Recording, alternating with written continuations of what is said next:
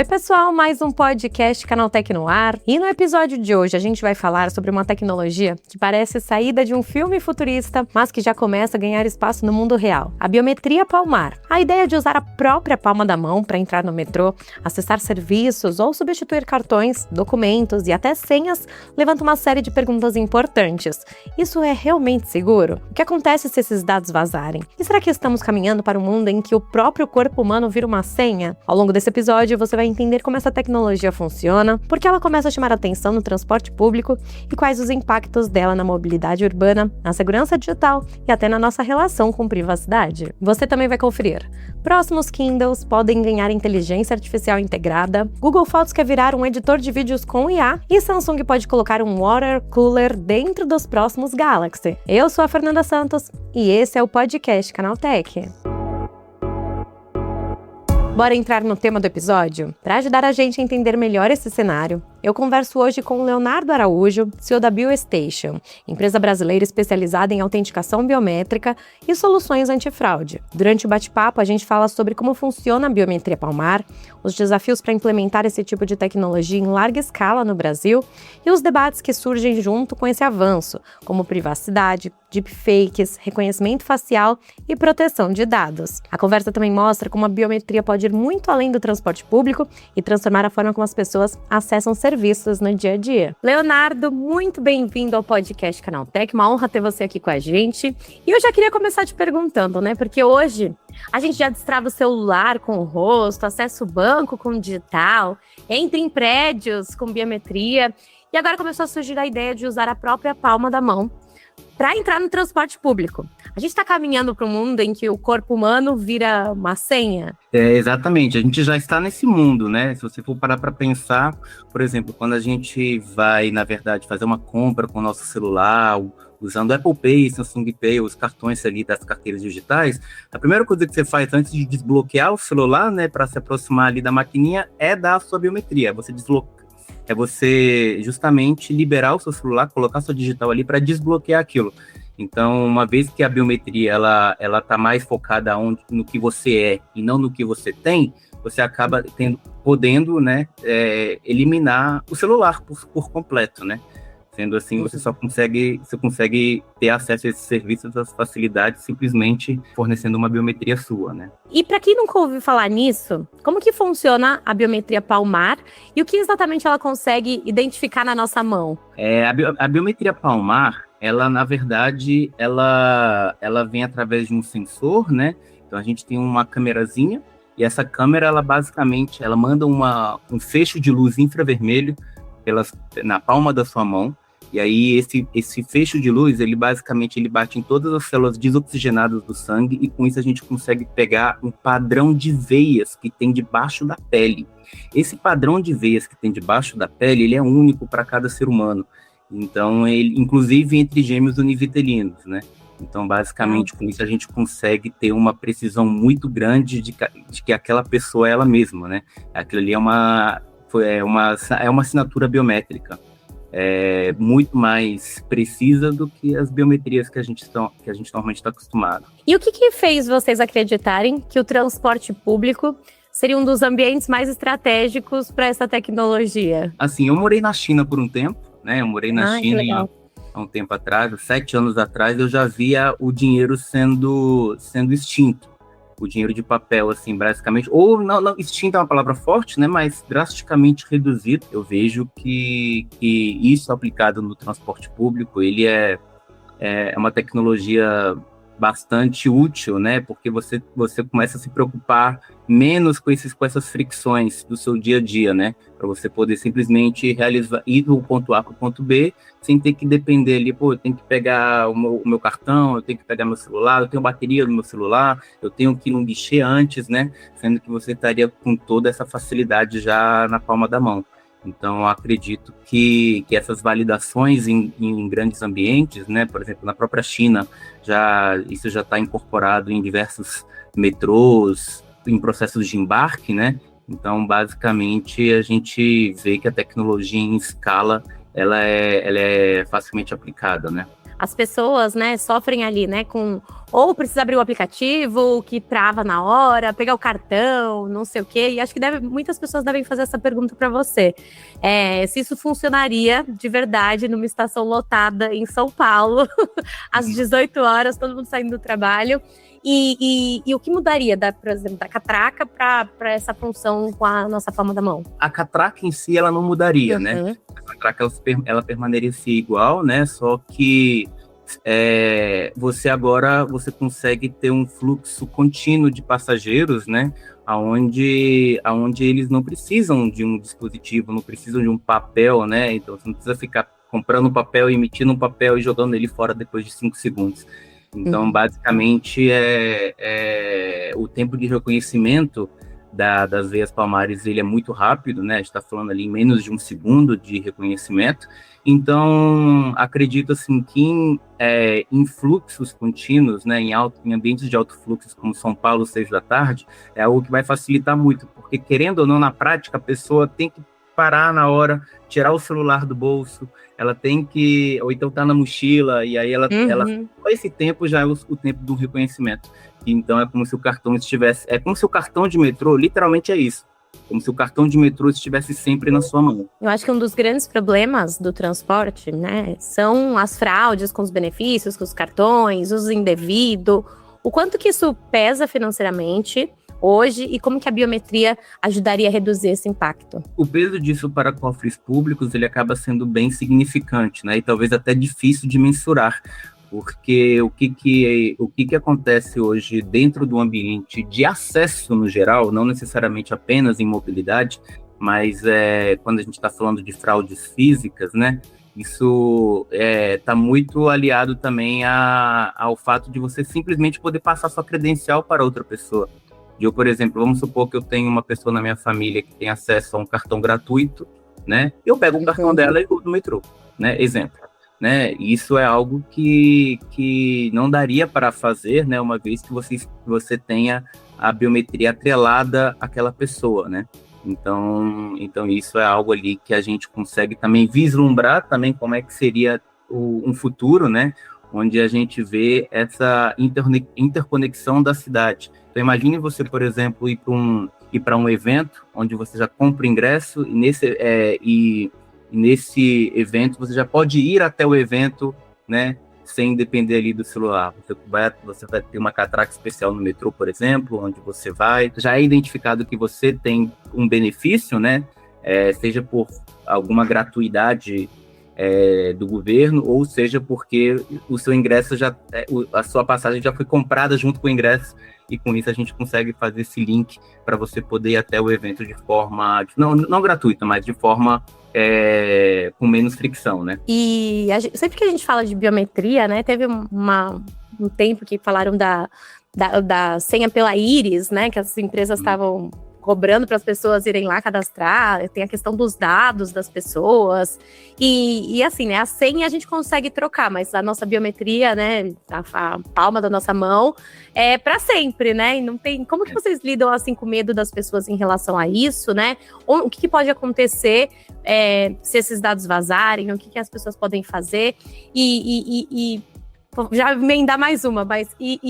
eu acho que a Palmar, você falou, né, que é muito mais difícil de ter golpes, porque hoje a gente tá vendo questão de muito de deepfakes, né, de mudando o rosto das pessoas, né, isso facilita golpes que a palma da mão não facilitaria? A questão ali dos deepfakes, isso é uma coisa que nunca vai terminar, nunca vai acabar. E ainda mais hoje com o avanço das inteligências artificiais, principalmente porque o rosto, ele é uma biometria exposta, né? Eu sei que os nossos ouvintes aqui estão escutando isso através de áudio, mas a gente está aqui em vídeo e eu estou te vendo, né? Então a gente se vê, você tem, normalmente é muito fácil você pegar, uma vez que você tem o nome de alguém e aonde ela trabalha, às vezes só o nome completo dela você já consegue colocar em ferramentas aí do Google, por exemplo, e achar uma foto dessa pessoa, né? Então, sem o consentimento dessa pessoa, você consegue abastecê-la numa IA muito fácil, né? E conseguir fazer com que essa pessoa tenha movimentos e tenha até voz. E isso é algo que só está ficando cada vez mais fácil de deepfakes, né? E com acesso a dados expostos, isso fica bem mais fácil, né? Então é uma guerra, acredito, que não vai terminar tão cedo e só vai piorar, né? Então acredito ali que é quando a biometria palmar, ela brilha, né? Porque principalmente a gente não está trabalhando com dados expostos. Então, basicamente, o dado da palma da mão, vamos supor, por exemplo, que a sua biometria facial é vazada, né? Isso já é uma brecha de segurança grande, né? E basicamente, supondo que ela poderia ser reversível, né? As suas imagens ali, qualquer pessoa que vê aquele dado, ela vai entender. Ela vai saber quem é você, porque um humano consegue interpretar uma foto do rosto de alguém, né? Sim. Já a palma da mão, como eu tentei explicar, basicamente é um template biométrico, né? Que isso está debaixo da pele. Então é algo que você nem vê. Então é algo que não está exposto, né? Então é algo ali que até o momento, assim, ele não há indícios ainda na ciência ainda de que foi fraudada, né? Então, basicamente, é algo ali muito importante. Isso definitivamente está vindo para reduzir ou eliminar essas fraudes físicas que acontecem, né? E quanto à questão ali da proteção de dados, da lei da LGPD e tudo, todo o nosso sistema da BioStation, ele foi de fato feito privacy by design, né? Então, basicamente, nós como especialistas de biometria, né, nascemos dentro de uma empresa de cibersegurança. Essa empresa de cibersegurança, ela basicamente ela cria um hardware, ela cria um dispositivo chamado HSM, que se chama Hardware Security Module. Mas basicamente é um cofre criptográfico, né, que armazena chaves e templates biométricos, né, que é o que a gente utiliza. Então, esse mesmo hardware dessa mesma empresa, né, ela basicamente já fornece toda a estrutura de segurança do Banco Central, por exemplo. Todo o Pix do Brasil, ele roda por essa mesma estrutura que a gente provê para o Banco Central, a gente também protege as minúcias de biometrias, templates biométricos e sensores da palma da mão. Ele até recentemente, né, a gente está no processo de receber uma certificação, mas do órgão americano, NIST, que comprova, né, que esse hardware, ele basicamente é a prova de ele tem uma tecnologia chamada PQC, que é justamente resistente a computadores quânticos. Então a gente está colocando todos essa biometria muito importante, né, guardada dentro criptografada de uma maneira que seja matematicamente irreversível e ainda resistente a computadores quânticos que vão acontecer que vão ficar mais populares no futuro, né?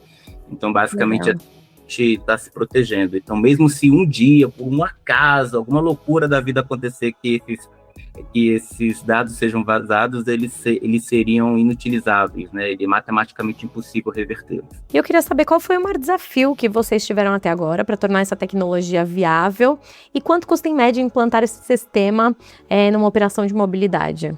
Eu acho que o maior desafio da tecnologia em si é o primeiro cadastro. Então, o cadastro ele tem que ser feito de uma maneira presencial, né? A gente consegue fazer pré-cadastro, né, onde a pessoa pode tirar a foto da sua própria mão, mas aí a gente está, na verdade, extraindo a impressão palmar, que é diferente da impressão venosa, né? Quando a gente só consegue pegar, porque o que faz a gente ter uma assertividade muito grande dentro de uma base de milhões, centenas de milhões, na verdade, o padrão de veias. As veias. Né? Então, o padrão de veias você só consegue pegar no dispositivo mesmo, né? Então, existe sim um deslocamento que a pessoa tem que fazer, ou então em um local, né, específico, para ela finalizar esse cadastro, né? Então, esse primeiro passo, ele é, de fato, um desafio. Aí, como a gente está lidando com isso, colocando isso em lugares, né, onde fica fácil para o usuário fazer esse registro de forma segura, né, e considerando que ele tenha que fazer apenas um cadastro, né, para ele poder acessar diversos tipos de benefício. Então, porque você só precisa provar que você é você uma vez. Quanto à questão ali de custo, uma das vantagens, assim, né, na verdade, apesar dessa inovação, né, essa não é uma tecnologia nova, por se dizer. Existe décadas e décadas de estudo do padrão vascular biométrico, né, em formato de assinatura biométrica, e a diferença é justamente que esses sensores estão cada vez ficando mais baratos. Fazendo um paralelo com o reconhecimento facial, por exemplo, né, o próprio reconhecimento facial ele não ficou tão popular, né, hoje ele virou commodity, podemos dizer, mas ele ficou desse jeito, na verdade, não devido à sua acurácia, à sua popularização, muito mais devido ao avanço dos smartphones, né? De repente ali, ó, em meados de 2000, final ali, todo mundo já tinha, né? Não todo mundo é muito mundo, né? Mas muitas pessoas já tinham smartphones, né? Então, essa popularização dos smartphones fizeram que automaticamente todas as pessoas tivessem uma câmera no seu bolso. Então, ficou mais fácil e prático você conseguir realizar esses tipos de autenticações, né? E aí, justamente com a corrida dos chips que nunca termina entre nações, etc., né? E também ali a famosa lei de Ohm. Então, basicamente, a tecnologia fica cada vez mais acessível, né? Então, com isso, a gente tem esses sensores ficando cada vez mais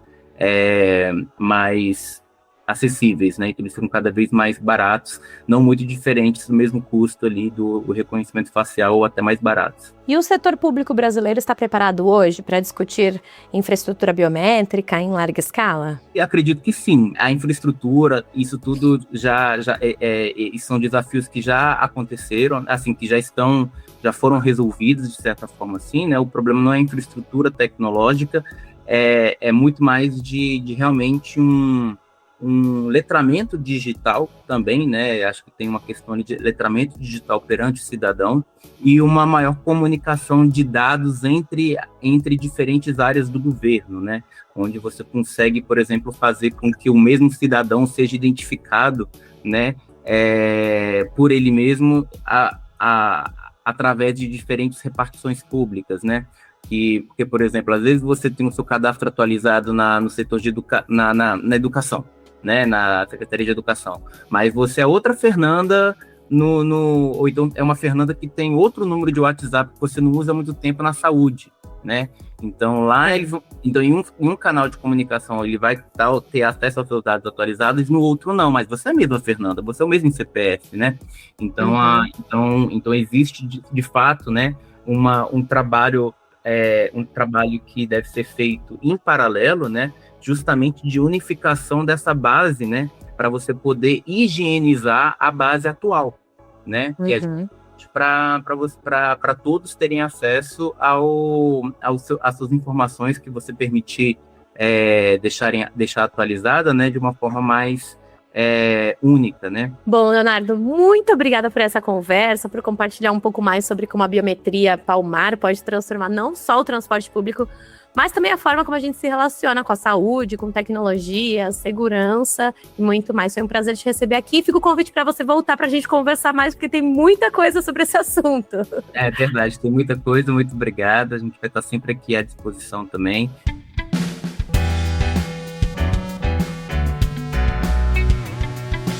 E vamos agora para o Giro de Notícias. E os próximos Kindles e leitores digitais podem ficar muito mais inteligentes. A MediaTek anunciou novos chips com suporte à inteligência artificial que prometem transformar os e-readers em verdadeiros assistentes de leitura e produtividade. Na prática, os dispositivos poderão resumir textos, traduzir conteúdos em tempo real, transcrever áudios e até organizar anotações usando IA, tudo direto no aparelho, sem depender da internet. A novidade também promete telas mais rápidas, com menos rastros e cores mais vivas. E o movimento mostra que os Kindles estão deixando de ser apenas leitores de livros para virar ferramentas completas de estudo e trabalho.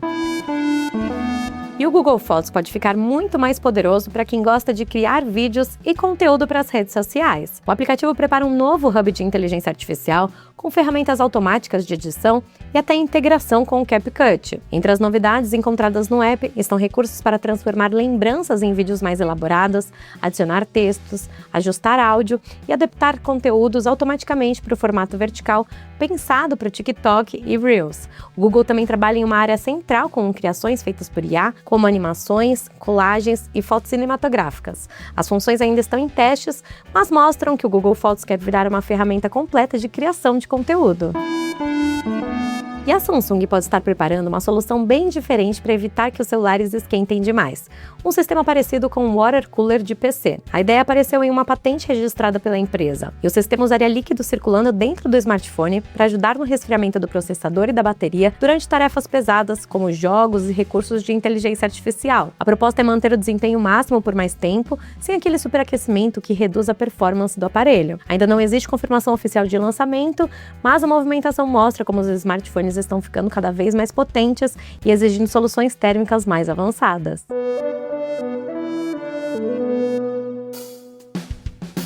Então é isso, o podcast do Canaltech fica por aqui.